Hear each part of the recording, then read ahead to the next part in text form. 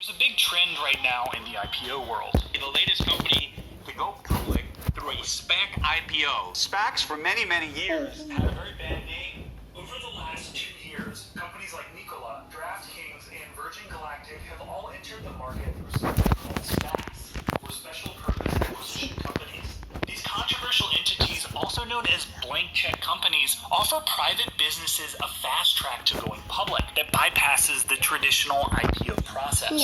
And they're growing more popular. You can see activity has almost quadrupled so far in 2020. Some investors see a big opportunity in SPACs and say they're a more efficient way for companies to go public. But critics say they allow for backdoor deals and that they're not worth the risk. But one criticism of the SPAC process is that investors can get into a company and then get burned. They won't have the time to figure out if it's really a legitimate company, and there is even a risk of fraud. To understand why investors are rushing to blank check companies despite the potential risk, first you need to understand how they work.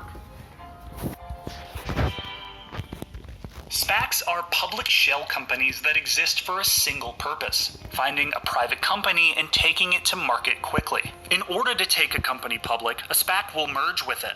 The company then gets a spot on the exchange and a new ticker. The SPAC transforms into the target company, taking on its name.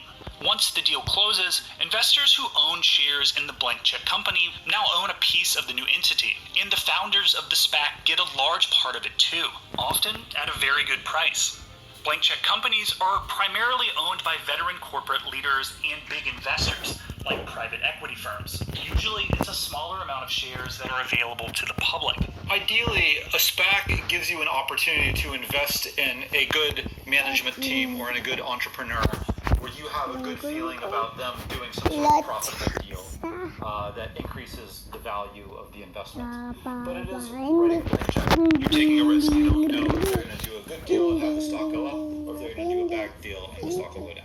For the companies going public, SPACs offer a different approach than traditional IPOs, where the private company works with underwriters or investment banks to work